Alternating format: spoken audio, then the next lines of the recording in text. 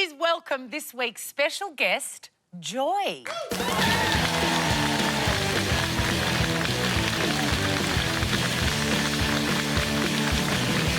It's good to see you, Joy. All right, Art. Who is Joy to you? Well, this is Joy, and Joy came to my rescue when I accidentally glued my eyelid shut. OK. Dave, who is Joy to you? This is Joy, and she was responsible for my first ever visit to a brothel.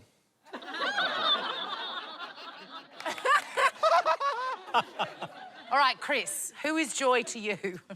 This is Joy. She yelled at me in front of my neighbours when I took a book from her street library and didn't replace it with another one. Oh.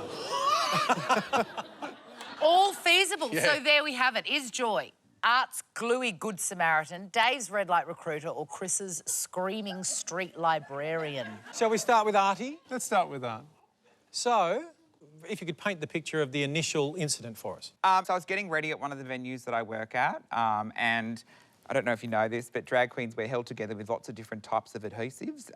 So you've got your eyelash glue, but then you've got your wig glue, and then you've also got your super glue. So I was out of lash glue, and I was like, you know what, I'm going to use spirit gum, which is wig glue. So I used it to glue my eyelashes on, and, well, it seeped into my eye folds, and my eyes were sealed shut, so I had to screech out, and Joy works at the venue that I work at. She works in the kitchen, so she came and helped me, helped peel them open.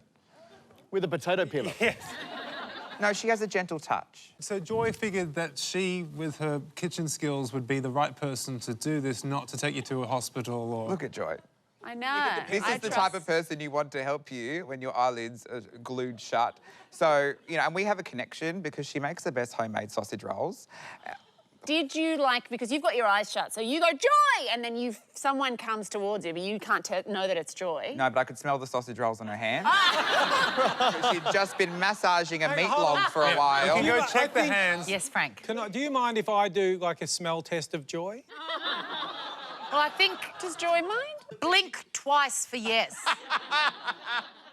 Yes! She says it's OK for you to smell her.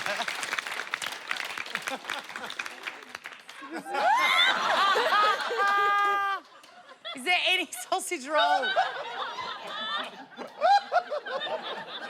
I'm picking up Cornish pasty. Thank you, Joy. Oh, fantastic. Good on you, Joy. Your feedback on Joy now. Yeah, notes of... Yeah, No lingering No meat sausage roll aroma present. I guess it's possible she hasn't come straight from a shift at the bar. I If know, she's but- coming on Would I Lie For You, she might think, I might wash my hands. Yeah. Because there's a chance Frank Woodley's going to smell them.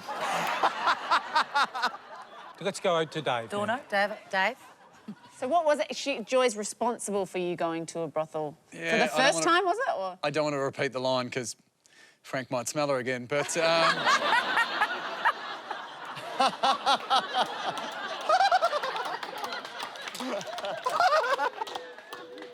Please. When Joy Please. can talk, we're going to break this apart, OK, Joy? A lot has happened. So, yeah, she was responsible for my first visit to a brothel. Could you please elaborate? Why? I was working at a medical supplies company. Uh-huh. And, yeah, Yeah. and it was a box of lubrication. And I had to deliver it there. She is my boss, was my boss at the time. So, I mean, there's so many things about this that I'm like, what? You worked at a medical supply place. Why are you delivering? And part of your job was delivery boy? Man? What was your title at the medical... Yes, what Yeah. was your title at the medical supply? Delivery man.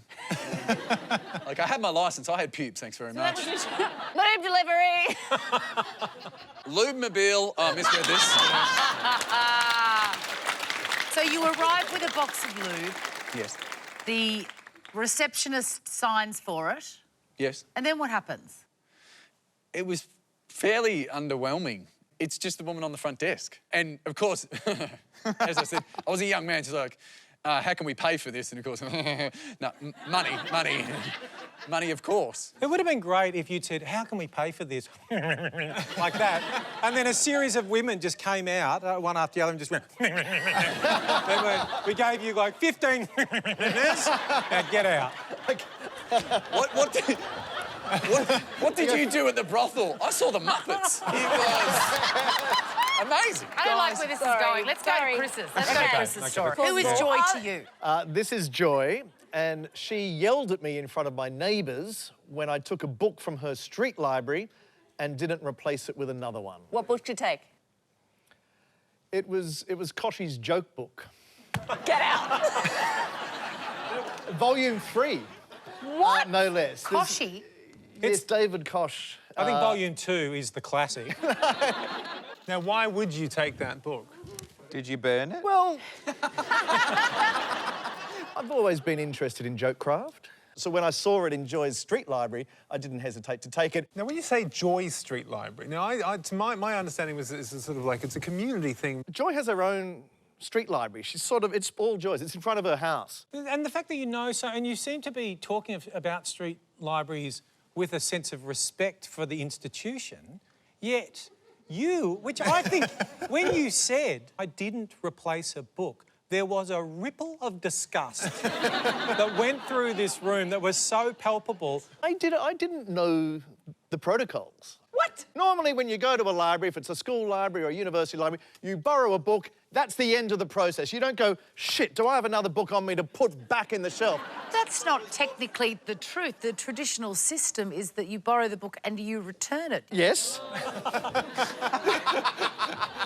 Joy's about to start yelling again. You don't want to start her. How outraged was she? How angry did she get? For a librarian, she was pretty noisy. Can we get a quote? What is one of the things that she said? I don't think it's airable on Channel 10, Celia. Come on. She was absolutely furious. There was a lot of, don't you know how street libraries work? And so did she take the book back? I think I said, oh, I'm so sorry, I didn't understand the protocol. I'll bring back something tomorrow. And what did you, and what was it? It was a Colleen McCulloch book that I actually took from someone else's street library and put to Joy's. Fantastic. All right. Three very compelling stories. Is Joy Art's gluey good Samaritan, Dave's red light recruiter, or Chris's screaming street librarian? I think the word impossible comes to mind because they're all also, good. Joy's doing an incredible job of just being so neutral, not giving anything away. Something only a librarian could do. My instincts are taking me towards art. I can see her with the eyelids being stuck together and Joy coming to help. And I can pick. You've got lovely hands and nails, Joy, on paper, and I can see you making sausage rolls. That's going to be very offensive if that's. I disagree. I actually don't think it's us. I love the details of Chris's story. So if nothing else, it was a terrific tale, well told. Dave Thornton's box of lube doesn't get a mention at all. But I do want to see Joy. If it is Joy, if it is Chris's Joy, that I want to see Joy reenact her going off at Chris. Oh, for that reason, I'm going to go with Chris. Yeah, for that as reason, well. we're going to say we think it's Chris. All right, Joy. Please reveal your true identity.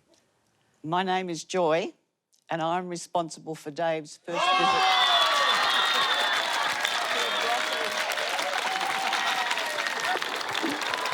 Happy birthday, love. Thanks, mate.